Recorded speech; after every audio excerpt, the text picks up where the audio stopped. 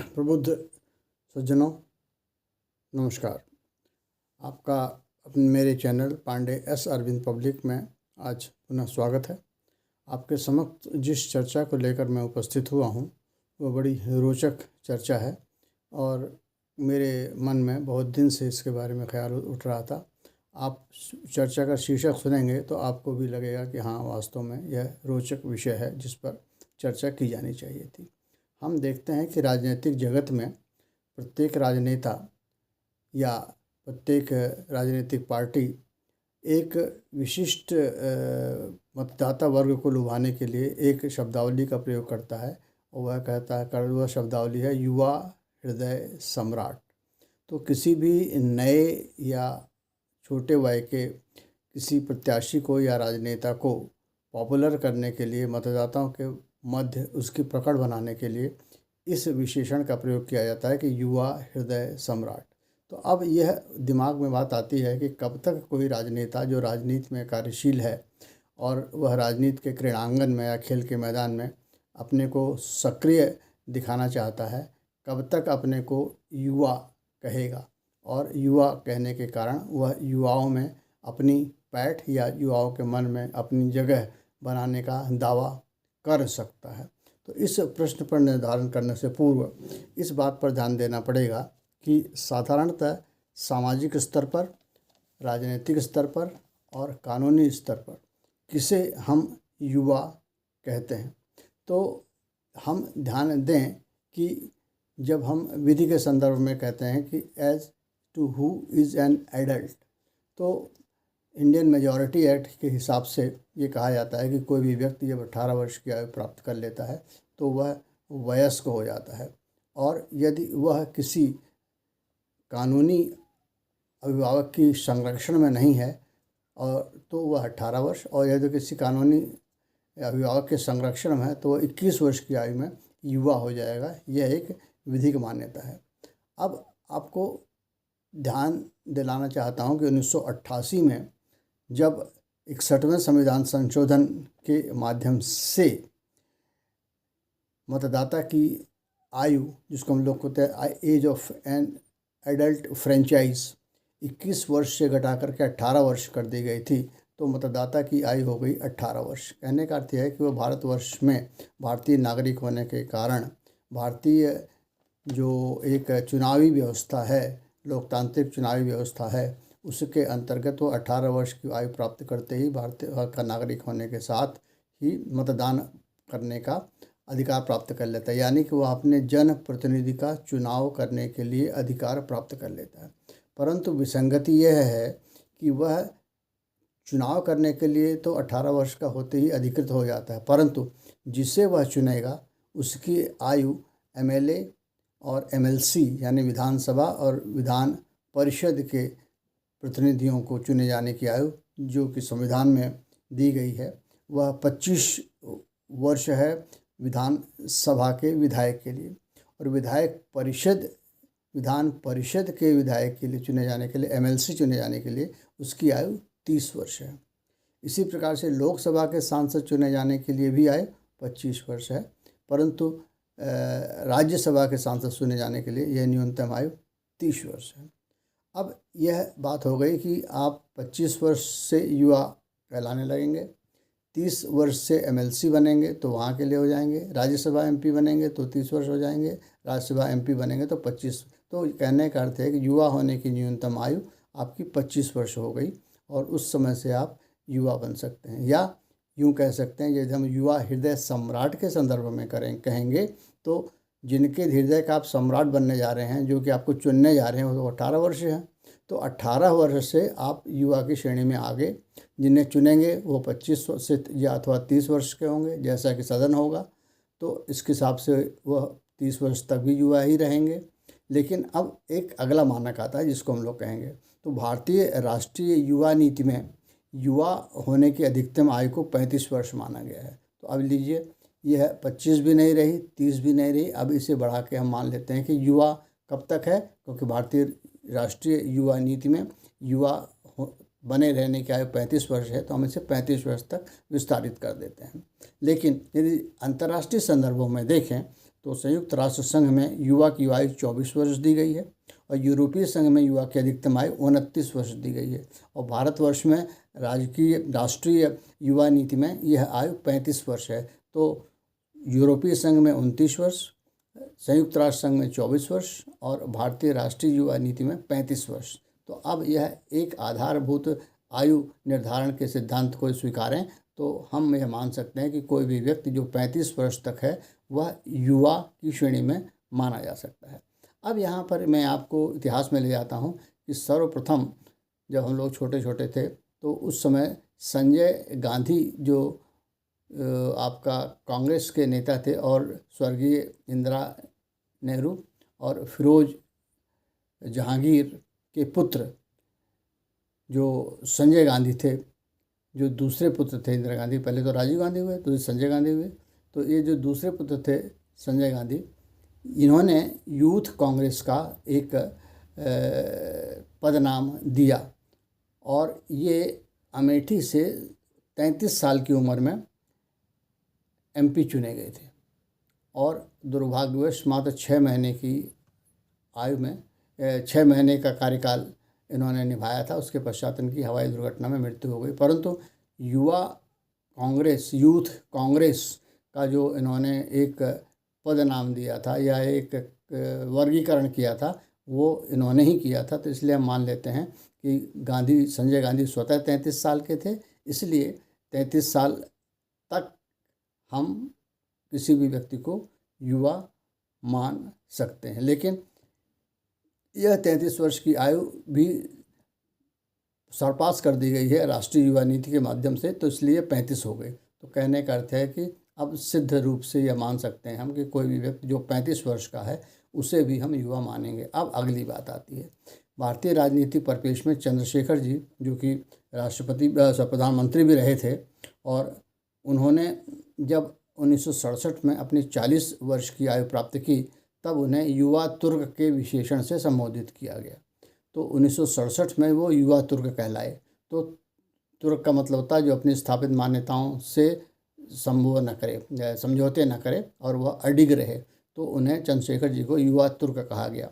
तो ये 40 साल के थे उस समय जिस समय इन्हें युवा तुर्क कहा गया। तो अब एक मान्यता या सर्वमान्य मान्यता के हिसाब से हम इस बात को स्वीकार कर लेते हैं कि चलिए न तो 33 साल न तो 35 साल, परंतु 40 साल में जब किसी राजनेता को हम युवा तुर्क कह रहे हैं तो वह युवा अवस्था में है। तो 40 साल तक की अवस्था चंद्रशेखर के दिए गए विशेषण के हिसाब से, विशेषीकृत उपनाम के हिसाब से हम कह सकते हैं कि कोई भी राजनेता जो 40 वर्ष की आयु तक का है उसे हम युवा कह सकते हैं। अब यहाँ पर एक और दृष्टांत मैं देता हूँ कि 1983-84 में जब उन्होंने कश्मीर से कन्याकुमारी तक 4260 किलोमीटर की पदयात्रा की थी, तो उन्हें फिर उनके पूर्व उपनाम युवा तुर्क से संबोधित किया गया था। तो लेकिन यहाँ पर यह विशेष ध्यान देने की बात है कि उनके 40 वर्ष में उनको दिए गए उपनाम को पुनः उद्धृत किया गया।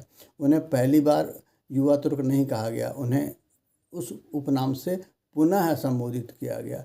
तो यहाँ पर मैं इस तथ्य को मानने को स्वीकार नहीं हूँ कि वह जब 40 वर्ष की आयु में थे तो उन्हें जो उपनाम दिया गया था वह उन्हें दिया गया था युवा तुर्क के रूप में, लेकिन जब वो 56 वर्ष के थे तब उन्हें पुनः इस नाम से नवाजा गया या इस नाम को संदर्भित किया गया।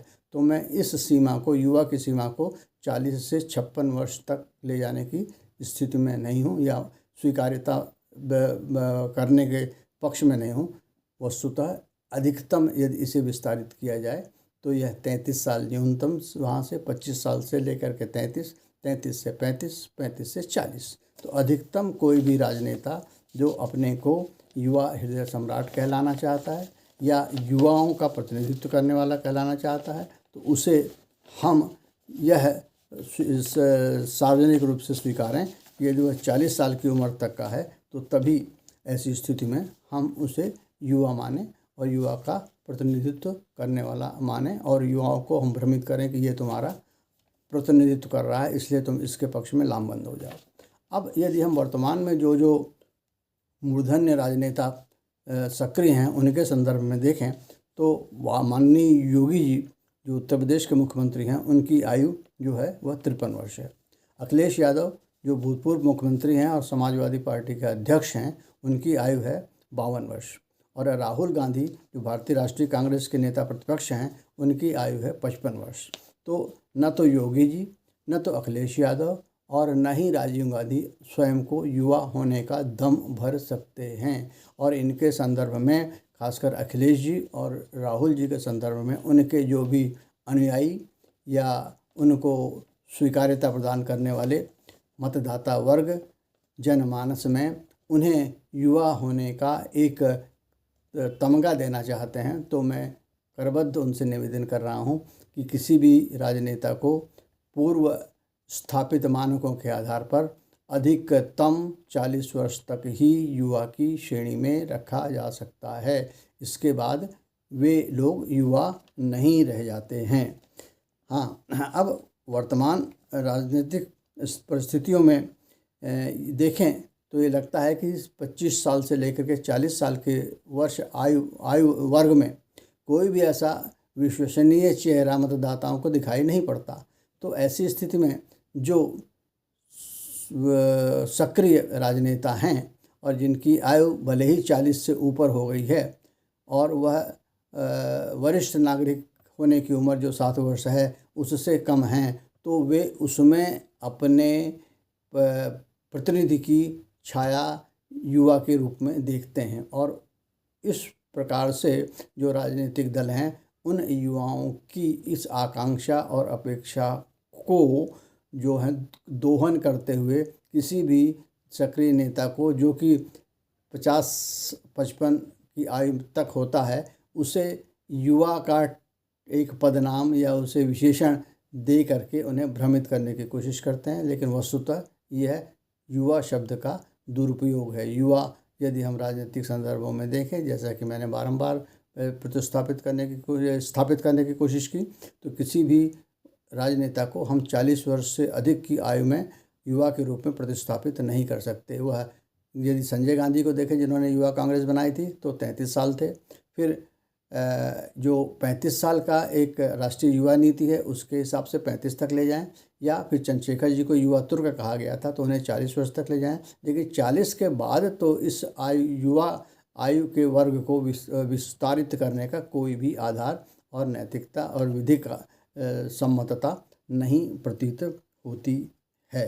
तो ऐसी स्थिति में हम यह कह सकते हैं कि कोई भी राजनेता जिसकी आयु 40 वर्ष से अधिक है वह स्वयं को युवा होने का दावा तो नहीं भरे, और नहीं ऐसी राजनीतिक पार्टियां उन व्यक्तियों को युवा हृदय सम्राट के विशेषण से नवाजने का जो है कि गलत प्रयास करें और मतदाताओं को भ्रमित भी ना करें। अब यहाँ पर ध्यान देने योग्य बात है, बड़ा सा हास्यास्पद बात भी है कि बिहार में हो रहे चुनाव के संदर्भ में उत्तर प्रदेश के मुख्यमंत्री महोदय ने ये इन तीनों, जिसमें से कि एक तो यदि तकनीकी संदर्भों में देखा जाए तो अखिलेश यादव, राहुल गांधी दोनों तो ये युवा नहीं हैं, परंतु बिहार के दो नेता जिनको कि चर्चित चेहरे के रूप में कह सकते हैं, तेजस्वी जी और तेज प्रताप जी, ये दोनों ही जो हैं उस आयु वर्ग में हैं जहाँ पर कि इन्हें युवा कहा जा सकता है। अब क्या कहते हैं, उत्तर प्रदेश के मुख्यमंत्री महोदय ने अपनी संबोधन में तीनों नेताओं को, जिनको कि हम कहते हैं ये राहुल गांधी और अखिलेश जी, इनको गांधी जी के 3 बंदर कहा। तो यहाँ पर मैं आपको ध्यान दिलाना चाहता हूँ कि ये 3 बंदर की प्रतिमा जो गांधी जी ने अपने आदर्श के रूप में रखी थी, ये कन्फ्यूशियस से जुड़े हुए हैं और ये चीन से जापान आई थी। और इन 3 बंदरों को मिजारू, कीकाजारू और इबाजारू कहा जाता है, जिसमें से एक बुरा मत देखो, बुरा मत सुनो और बुरा मत बोलो वाली कहानी है। लेकिन इसी को उन्होंने योगी जी ने अखिलेश जी और राहुल जी के संदर्भ में और तेजस्वी जी के संदर्भ में कहा। लेकिन तेजस्वी जी युवा हैं इसलिए उनको हम युवा कह सकते हैं, परंतु अखिलेश और राहुल गांधी ये दोनों युवा नहीं हैं। तो इस स्थिति में यदि हम ध्यान दें तो एक बात और निकल के आती है कि ये भारतवर्ष में खेल और युवा मंत्रालय एक मंत्रालय हुआ करता है। तो क्या खेल और युवा मंत्रालय के मंत्री भी जब बनाए जाते हैं तो क्या उनकी आयु भी यह देखी जाती है कि क्या वह 40 वर्ष की आयु वर्ग में हैं? तो यहाँ पर यह उल्लेखनीय है कि किसी भी मंत्रालय का कार्य देखने के लिए किसी भी व्यक्ति को राजनीतिक रूप से परिपक्व होना चाहिए। तो ऐसी स्थिति में वह युवा होने के आयु वर्ग जो 40 वर्ष की आयु है उस पर नियंत्रित नहीं होता। वह नियंत्रित होता है कि कोई व्यक्ति कितना कार्यशील है और कितना अनुभवी है जिस मंत्रालय का कार्य उसे दिया जा रहा है उसके संबंध में। तो यहाँ पर मैं आपको उल्लेख कर दूं कि खेल मंत्रालय और युवा मामलों के मंत्रालय का कार्यभार जो पिछले वर्षों में विगत 10 वर्षों में दिया गया है उसमें श्री अनुराग सिंह ठाकुर जिनकी आयु 51 वर्ष है और उसके बाद मनसुख मंडाविया जिनकी आयु 53 वर्ष है, वे इस विभाग खेल एवं युवा मंत्रालय का कार्यभार देख रहे हैं। लेकिन इसका अर्थ यह नहीं हुआ कि खेल और युवा मंत्रालय के मंत्रीगण जिनकी आयु क्रमशः ठाकुर साहब की अनुराग ठाकुर की 51 वर्ष और मंडाविया जी की 53 वर्ष है, तो हम यह कह सकें कि देखिए साहब इस मंत्रालय के मंत्री भी तो 51 और 53 वर्ष के हैं इसलिए हम इन्हें भी युवा कह लेंगे। नहीं, कदापि नहीं। हम युवा केवल उन्हीं को मानेंगे जो कि युवा तुर्क चंद्रशेखर जी के हिसाब की आयु वर्ग में थे, यानी कि 40 वर्ष, या जो कि संजय गांधी जी ने 33 वर्ष में बनाई थी युवा कांग्रेस। तो हम अधिकतम 40 वर्ष तक ही युवा को ले जा सकते हैं। तो 40 वर्ष से जो अधिक राजनेता हैं वह युवाओं की श्रेणी में नहीं आएंगे। हाँ, 25 से लेकर के 40 तक के जो भी राजनेता हैं उन्हें हम युवा स्वीकारने की स्थिति में हैं। इस पूरी जो चर्चा है इसका निष्कर्ष यह निकल आया कि किसी भी स्थिति में सामान्य संदर्भों में, कानूनी संदर्भों में या ऐतिहासिक परिप्रेक्ष्य में हम किसी भी राजनेता को जिसकी आयु 40 वर्ष से अधिक है युवा का विशेषण नहीं देंगे और नहीं दिया जाना चाहिए। और यदि ऐसा किया जाता है तो यह जनमानस को, मतदाताओं को, युवा मतदाताओं को भ्रमित करने का एक कुत्सित प्रयास होगा और इस प्रयास को हम सबको जो है कि वह नकारना चाहिए। इस निष्कर्ष के साथ मैं आप सबको एक बार पुनः धन्यवाद देता हूं कि आपने अपना कीमती समय मुझे दिया। आपसे अनुरोध है कि चैनल को कृपया लाइक करें, सब्सक्राइब करें और फॉरवर्ड भी कर दें। आपसे आशा करता हूं कि आप मेरे चैनल को प्रमोट करेंगे, लाइक करेंगे, सब्सक्राइब करेंगे ताकि आपको इसी प्रकार के रोचक सामग्री मिलती रहे। धन्यवाद।